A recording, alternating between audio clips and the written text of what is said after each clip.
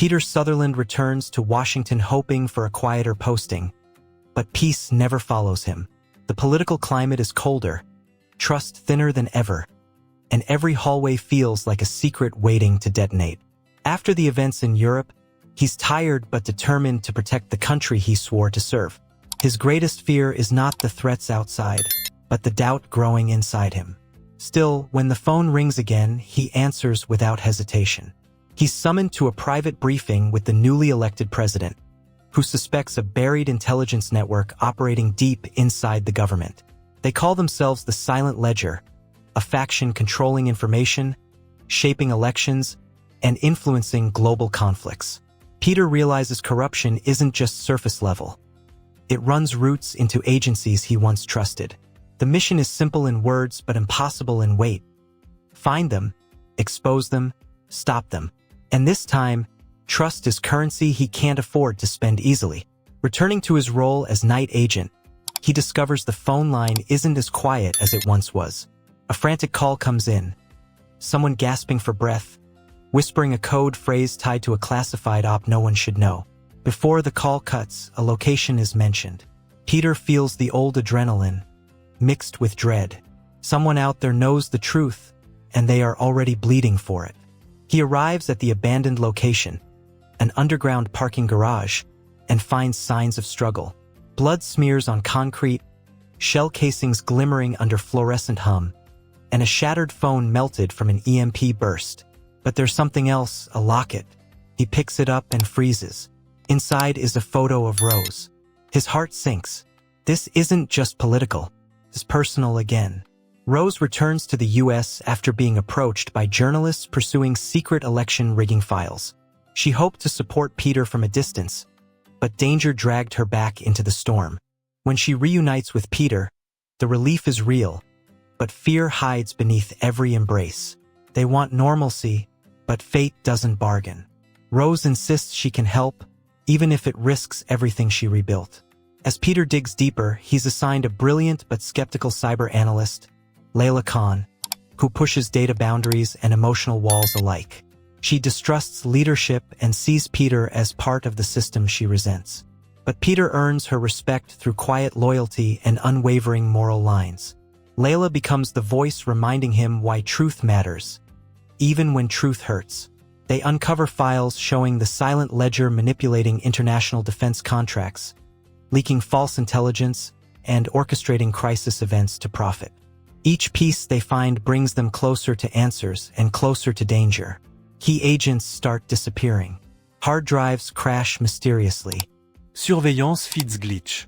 Someone is watching them as closely as they hunt.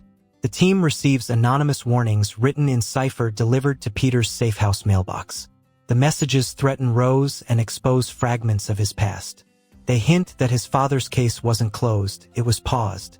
Someone powerful didn't want the truth buried, just delayed. Peter realizes that confronting this group might finally reveal what really happened to his family. Peter meets with Diane Farr in a controlled interview setting, hoping to extract forgotten threads. Though imprisoned, she still carries influence, still speaks in riddles, still tastes power in every sentence. She warns him that this path has no heroes, only survivors. Peter leaves unsettled. She didn't deny the ledger, she feared them. The Silent Ledger makes its first strike, targeting a transportation hub with a digital sabotage attack disguised as foreign terrorism. Innocent lives are lost. Panic rises. Politicians scramble for control. Media hysteria spreads. Peter sees it for what it is, manufactured chaos feeding agendas. Every second wasted costs more lives. Rose reluctantly joins Layla, digging through encoded archives connected to the Silent Ledger's financial trails. Tensions spark, Rose emotional, Layla analytical. But they find common ground. Both want Peter safe. Through quiet nights and shared frustration, they form an unexpected alliance rooted in resilience. Rose realizes trust isn't weakness, it's armor. Peter tracks a lead to a retired general living off-grid. The general reveals the ledger was born from national paranoia after historic intelligence failures. A secret agency inside agencies. What began as patriotism mutated into control. Peter sees terrifying truth. The ledger believes they are saving America by breaking it to rebuild it. Attacked at the cabin, Peter escapes through dense woods under sniper fire. Bullets splinter trees around him as he sprints breathless, injured, and furious. In that chaos, something in him shifts. He isn't just reacting anymore. He's hunting them back. And he won't stop. Back at HQ, Layla identifies a mole feeding the ledger intel. The betrayal stings. They had worked together, shared victories. The mole is cornered but dies before talking, poisoned by a timed microdose nerve agent. The ledger silences its own without hesitation. Peter understands the stakes. They don't lose witnesses. They erase them. Rose receives a threatening message telling her to leave Peter or die. She crumples the paper, trembling, but she chooses loyalty over fear. She refuses to run. Not this time, not again. Their bond becomes steel forged by danger rather than broken by it. Love becomes their rebellion. Peter convinces a whistleblower inside Homeland Security to go public.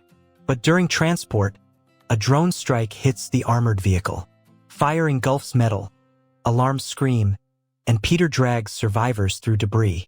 The whistleblower barely clings to life but whispers one key name before passing.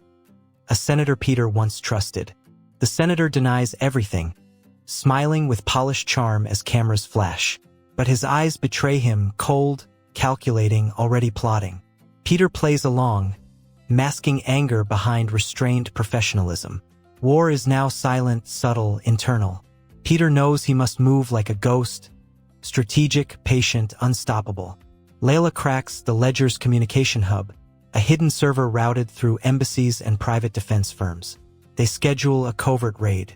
That night, helicopters slice through wind, tactical boots hit concrete, and suppressed rounds snap through shadows. It's fast, brutal, breath-stopping. They retrieve files enough to burn the ledger down if they survive the fallout.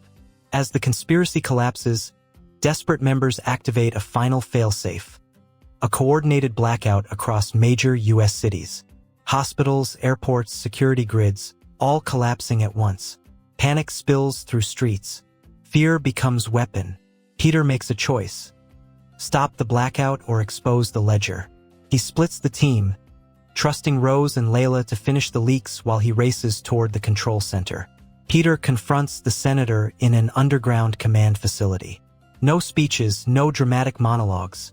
Just raw truth weaponized in silence. They fight, breaking concrete, trading blows fueled by ideology and betrayal. Peter wins but doesn't kill him. Justice isn't vengeance.